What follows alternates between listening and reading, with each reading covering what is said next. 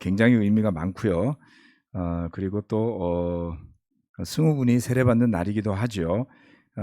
종혁이 이래로 우리 캠퍼스 대학생 나이 때 남자 형제가 세례받는 게 몇 년 만인지 모르겠어요. 그래서 마치 그것 또한 새로운 세대의 부활의 신호탄 같은 느낌을 받습니다. 우리 미순자매 성찬 쉐어링 감사드리고요.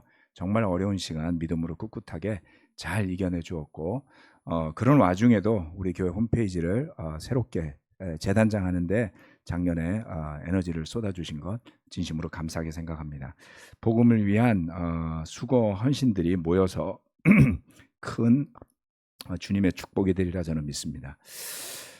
오늘 또 소연자매 이렇게 4개월 만에 함께해서 너무나 반갑고요. 마음속으로 눈물도 많이 나지만 기쁜 모습으로 환영하도록 하겠습니다. 전도사님이 저한테 저 설교 뒤에 배경을 좀 부활절이니까 특별하게 하라고 만들어줬는데 준비할 때 제가 완전히 몰입하느라고 까먹고 그냥 원래 거대로 했어요. 딱 보니까 생각이 나는군요. 네, 다음 장. 그냥 하던 대로. 네, 제가 젊을 때는 좀 더 뭐 이런 거 꾸미고 뭐 영상 만들고 뭐 이런 거 관심이 있었는데요. 이제 늙었나 봐요. 그래서 그냥 성경 말씀만 쳐다보기에도 바쁜 때가 된 것 같습니다. 그래서 그런 점은 우리 다음 세대가 해주시기를 바랍니다. 저는 박수를 치도록 하겠습니다. 자, 오늘 설교 말씀의 제목은 부활, 죽어야 열매 맺는 미랄입니다. 요한복음 12장 말씀이고요. 12장 말씀을 다 커버하고 싶은 마음은 있었지만 말씀은 욕심을 낼 게 아니라서 오늘 전할 수 있는 만큼만 전하고 마치려고 합니다. 오늘 포인트가 두 가지가 있었는데요. 오늘 성찬과 또 재정보고가 정말 설교 못지않은 그런 내용들이었죠. 우리가 왜 제자로 사는가를 다시 한번 각인시켜주는 그러한 우리 후경 형제의 나눔, 또 미순 자매의 나눔에 감사드리면서 여러 가지를 고려한 끝에 저는 준비한 두 포인트 중에 첫 번째 포인트만 하고 설교를 마무리하도록 하겠습니다. 안 그러면 예배가 12시 반 넘어서 끝날 거예요. 그리고 세례도 있고요. 완전한 그 정말 부활절 무슨 셀러브레이션 같지 않나요? 아멘. 뭐 여러분들이 말씀을 사모하는 줄은 제가 알지만 그래도 한 포인트만 하겠습니다. 이것도 길지도 몰라요. 부활, 죽어야 맺는 열매 맺는 미랄입니다. 첫 번째, 죽어야 열매 맺는 미랄. 요한복음 12장 24절로 26절 말씀입니다. 내가 진정으로 너에게 말한다. 미랄 하나가 땅에 떨어져서 죽지 않으면 한 알 그대로 있고 죽으면 열매를 많이 맺는다. 자기의 목숨을 사랑하는 사람은 잃을 것이요 이 세상에서 자기의 목숨을 미워하는 사람은 영생에 이르도록 그 목숨을 보존할 것이다. 나를 섬기려고 하는 사람은 누구든지 나를 따라오느라. 내가 있는 곳에는 나를 섬기는 사람도 나와 함께 있을 것이다. 누구든지 나를 섬기면 내 아버지께서 그를 높여주실 것이다. 지난주와 지지난주 요한복음 12장 말씀으로 설교를 해왔는데요. 지난주는 호산나, 당나귀 때문에 아마 일주일이 지났어도 기억이 좀 나시지 않을까 싶어요. 그죠? 호산나를 외치던 사람들의 모습 속에서 우리는 유월절이라는 것이 어떤 의미가 있는지를 한번 생각해 볼 수 있었을 겁니다. 유월절은 우리 추석이나 뭐 설날보다 훨씬 강력했어요. 그 2000년 전에 이 유월절이라고 하는 축제 기간이 되면 셀러브레이션을 꽤 길게 하고요. 그리고 멀리서 디아스포라라고 말하죠. 흩어져 살던 해외에 살던 유대인 중에 신심이 아주 돈독한 사람들은 와서 거의 한 5, 60일을 2달가량을 예루살렘에서 삽니다.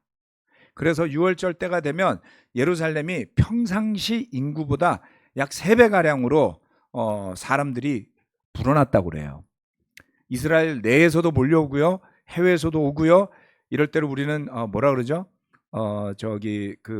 휴가철이라고 말할 수는 없고 6월절에 어떤 철이 된 거죠. 그러면 음식점도 그렇고 그 다음에 숙박업소를 하는 곳도 그렇고 모두 다 정말 1년 최대 관심이 집중되는, 오는 사람도 그들을 맞이하는 사람도 그리고 모든 사람들이 들떠 있는 그러한 시간이었습니다. 이번 6월절은 특별히 예수님의 기적에 대한 기대도 많이 높았죠. 그래서 지난주 설교의 마지막 부분에 그리스 사람들이 와서 예수님을 만나고 싶어 했다라는 것을 마지막으로 설교를 마무리했었습니다. 그런데 그 그리스 사람들을 만난 자리에서 예수님이 하신 말씀이 바로 24절로부터 26절 말씀이었어요. 사람들은 6월절에 기대가 들떠 있었고요. 그리고 예수라는 인물이 죽은 사람까지 살렸다고 하니 어디까지 기적을 행할까라는 기대 심리도 있었습니다. 그러나 예수님의 초점은 사람들에게 있지 않았고 축제에 있지 않았습니다. 들떠있는 사람들을 플리즈하려고 하거나 어리둥절해하는 제자들을 어떻게 이끌까 하는 곳에 가 있지 않았습니다. 주님은 괴로워합니다. 이 말씀은 미랄에 대한 이야기를 하시는데요.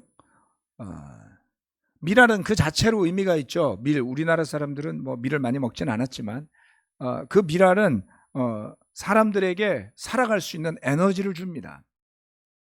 굉장히 중요한 역할을 하죠. 그런데 그 미랄이 그렇게 음식으로 사용되지 않고 땅에 떨어져서 썩으면 또 다른 미랄들을 준비하는 씨앗이 되기도 하죠. 새로운 가치로운 미래를 위해서 땅속에 뿌려지게 되고 자신은 사라지되 많은 열매를 맺는 시작을 제공합니다. 우리 모두는 어떤 의미에서는 미랄이기도 합니다. 주님은 미랄 예화를 들면서 목숨에 연연해하고 삶에 집착하는 우리에게 그러한 태도에서 벗어나 주님을 따라오라고 말씀하시죠. 우리에게 땅에 떨어져서 죽는 미랄이 되라고 하시면서 나를 따라오라고 하셨어요. 그러면서 나를 따라오면 나를 섬기는 사람도 그곳에 나와 함께 있게 될 것이다. 예수님을 어떻게 섬길 수 있는지 아세요? 예수님에게 뭘 갖다 드리는 게 아닙니다. 예수님을 따르는 것이 그를 섬기는 것입니다. 그와 함께 있는 것이 그를 섬기는 것입니다. 그리고 그렇게 주님을 따라가고 주님을 섬기게 되면 아버지께서 그를 높여주신다고 하시죠.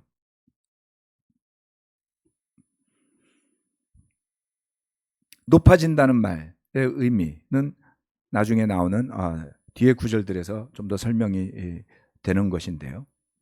그런데 이 말씀을 묵상하면서 이 말씀이 전혀 낯설지가 않죠. 여러분 너무나 잘 알지 않습니까? 미랄 이야기요. 예.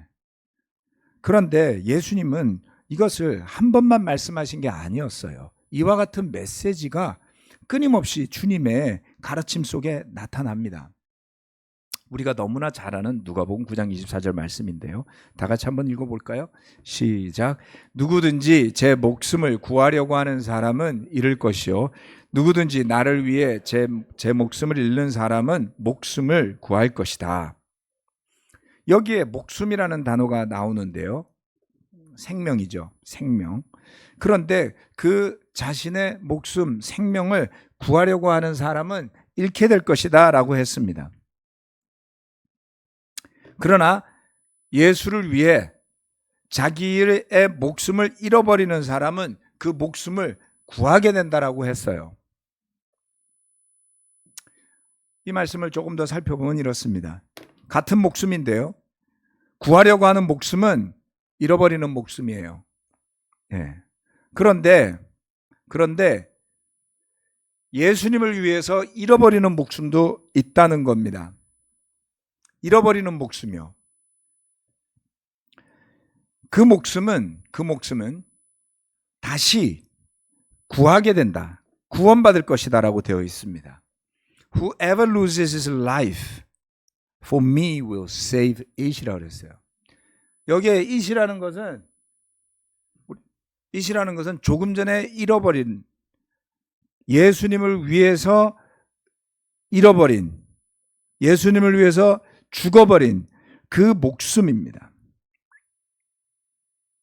믿음 없이 살면 그렇게 지키고 싶고 그렇게 집착하는 그 목숨을 잃어버리게 됩니다. 영영 멸망당하게 됩니다. 그러나 예수 그리스도를 주님으로 모시고 자기 목숨을 버리고자 하는 사람은 본인이 스스로 예수님을 위해 죽게 내어준 그 목숨을 되돌려받게 된다는 것이죠. 이게 부활 아닙니까? 그런데 우리는 너무나도 쉽게 예수를 믿고 구원받아야 한다라는 구원에 초점이 가 있는 경우가 너무나 많지요. 그렇죠? 우리 교회는 별반 다를까요? 저는 다른 줄 알았는데 보니까 너무 같아요. 뭐가 같습니까? 네. 지금 이 누가복음 9장 24절 말씀은 우리가 너무나 잘 아는 누가복음 9장 23절 다음에 나오는 거죠.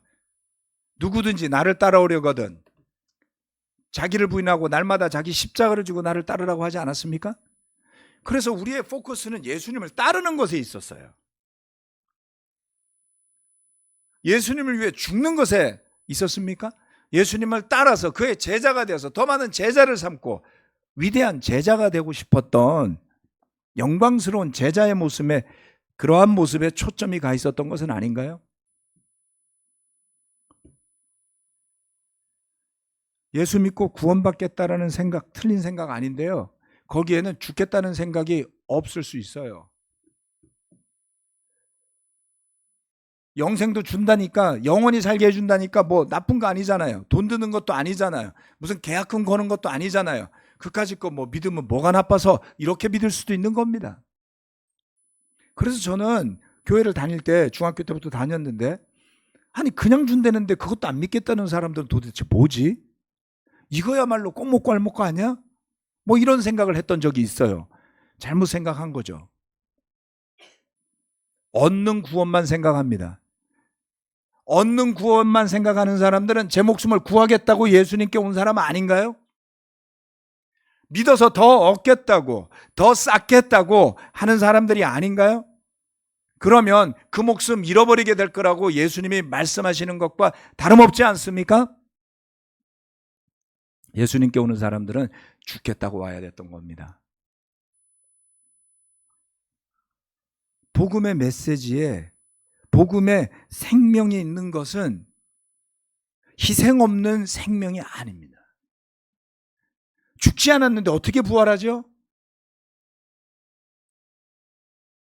우리가 생각하는 부활은 죽음 없는 부활이었지 않았을까? 내가 바라는 부활은 피 한 방울 흘리지 않고 영광 속에서 기분 좋게 살다가 더 잘 사는 부활을 기대했던 것 아닌가요? 그런데 주님은 그 미랄이 땅에 떨어져 썩지 않으면, 죽지 않으면 되살아날 수 없다고 말씀하신 거죠. 죽음 없는 부활은 없지 않나요? 부활은 십자가와 하나의 세트입니다. 복음은 생명만 말하는 것이 아닙니다. 복음의 핵심을 관통하는 것은 죽음이에요. 그런데 우리는 그 죽음을 보려고 안 했던 거죠. 영광스러운 교회만 바라보려고 하니까 허영심에 들뜨게 되고 오만함에 쩔게 되고 교만이 둘러도 느끼지도 못하는 거죠. 영광스러운 교회요. 주님의 죽음은 영광스럽지 않았습니다. 우리의 죽음도 그러할 겁니다. 죽고자 하지 않으면서 부활을 바란다면 그러한 길은 없을 것입니다. 그래서 저는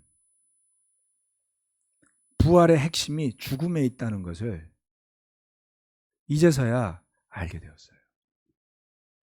예수님의 제자의 삶의 핵심은 따르는 것이 아니었습니다.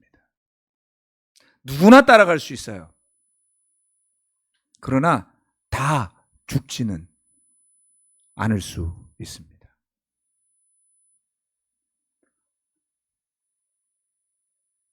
교회가 뭔가를 더 얻기 위해 오는 곳이 되면 거기는 악의 다툼이 끊이지 않을 겁니다. 그걸 어떻게 막을 수 있을까요? 최근에 제가 야고보서 주중예배 설교 말씀에서 야고보가 말했던 교회 문제의 핵심을 말씀드리지 않았습니까? 다툼의 원인, 욕심을 내어도 얻지 못하니까요. 죽으려고 하는 사람들이라면 결코 일어나지 않을 일이 교회에서 벌어지는 겁니다. 여러분의 개인의 삶에서 벌어지는 건 말할 필요도 없고요. 여러분이 살고 있는 마을에서, 직장에서 그런 일이 벌어지는 건 너무나도 당연한 일일지 모르겠습니다. 그러나 우리는 죽기 위해 살아야 합니다. 부모님들이요, 죽기 위해 사십시오. 자녀들과 밥그릇을 놓고 악의 다툼을 하는 집안은 망할 겁니다. 부모된 입장에서 자식에게 주고자, 자기의 목숨을 내어주고자 하면 그 가정은 살아나겠죠. 자녀들이요, 얻으려고만 하고 살지 마십시오. 여러분도 내어주어야 할 때가 오기 때문입니다. 그것이 하나님의 섭리가 아닙니까? 하나님이 주시는 생명의 의미는 삶에만 가 있지 않습니다. 죽음과 부활에 가 있다는 것을 반드시 알아야 하겠습니다. 그래서 주님은 이랬죠.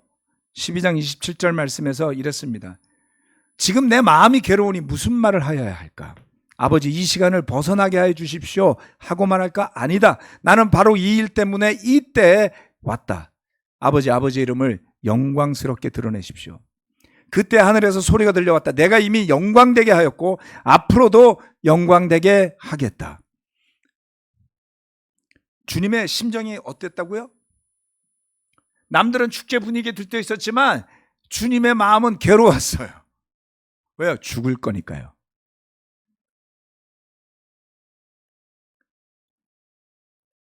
세상은 그 죽음을 수치로 여겼습니다. 그런데 주님은 바로 그 일 때문에 왔다는 것을 아셨죠. 그래서 예수님은 그의 죽으심으로, 그리고 그의 부활하심으로 아버지의 이름을 영광스럽게 한다 그랬어요. 여러분, 영광스럽게 한다. 우리는 다른 누군가를 영광스럽게 하기 위해서 살고 있습니까? 그런 일 없습니다. 자기의 영광을 위해 살지요.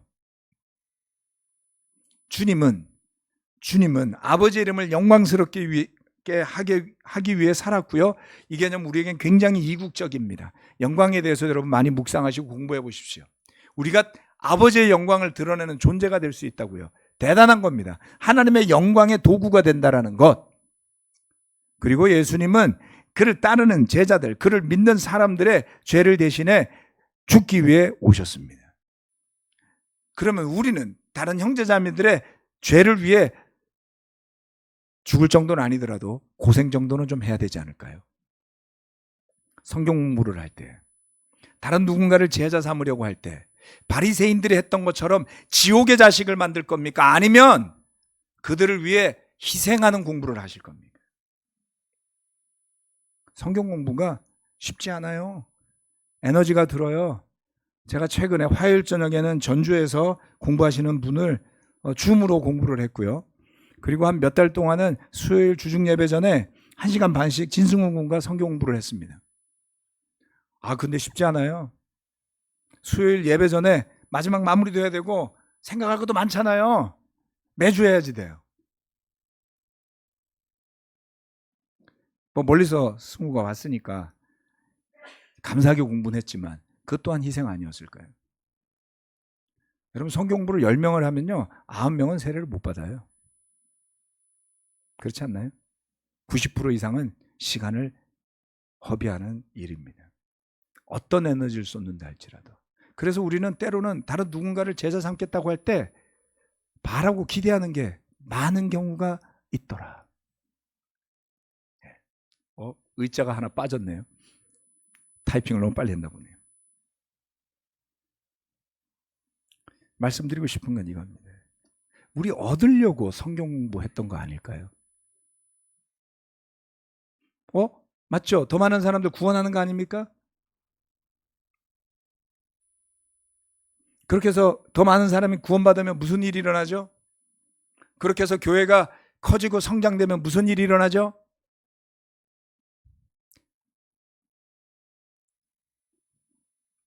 지난 수십 년 동안 저는 목회를 하고 말씀을 전하면서 더 많은 사람이 구원받는 것이 절대선인 것처럼 생각했던 때가 있었어요. 그런데 하나님은 그렇게 해서 수천 명의 사람들이 구원받았던 교회를 땅에다가 집어 던지시고 산산조각이 나게 하시고 처절하게 깨닫고 회개하고 돌이키기 전까지 끊임없이 그것을 반복하시는 것을 저는 봤어요.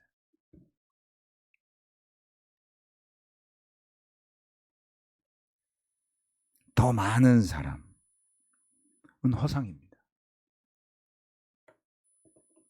더 큰 교회가 더 좋은 교회도 아니고요. 더 많은 사람이 그 교회가 옳다는 것을 증거하지도 않습니다. 단 한 사람이라도 복음의 진리에 맞게 주님을 따라가고 사랑하는 것. 그런데 그것은 죽겠다는 각오 속에 가능하다는 것입니다. 우리 살기 위해 모이지 맙시다. 얻기 위해 모이지 맙시다.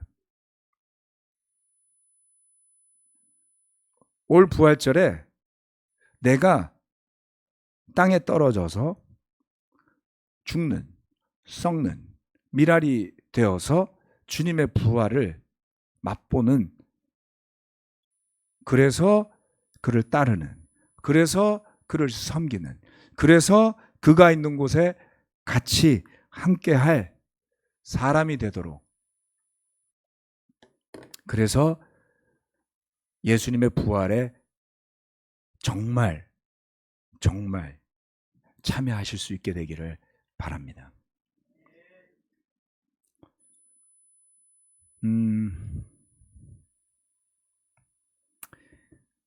저는 이렇게 생각을 합니다. 오늘 주님은 말씀하시면서 이렇게 하셨어요. 마지막에 마지막 부분을 좀 볼까요? 오늘 뭐 길게는 말씀드릴 수 없고요. 예.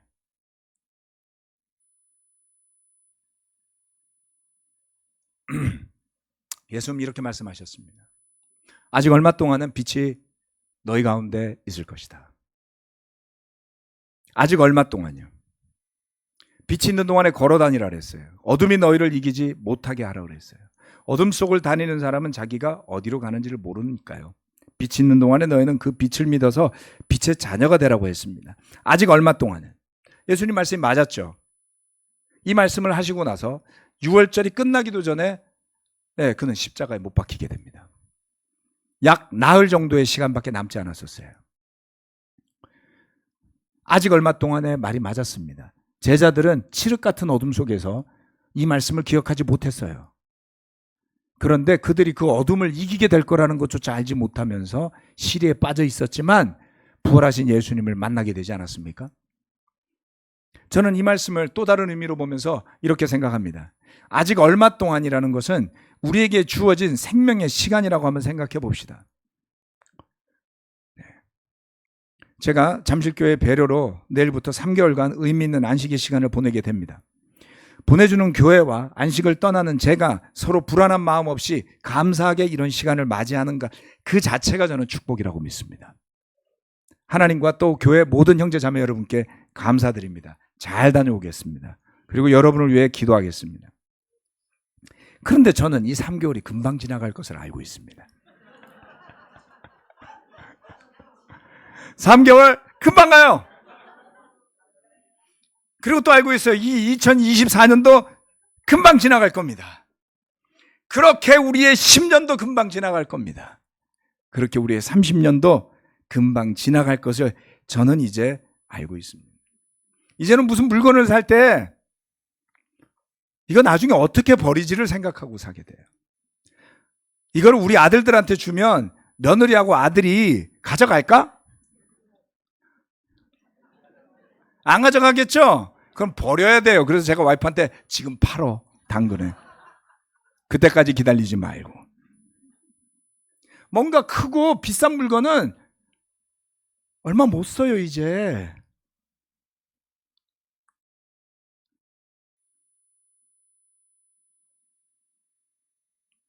아직 얼마 동안 우리에게 빛이 있다고 생각해야 되지 않을까요?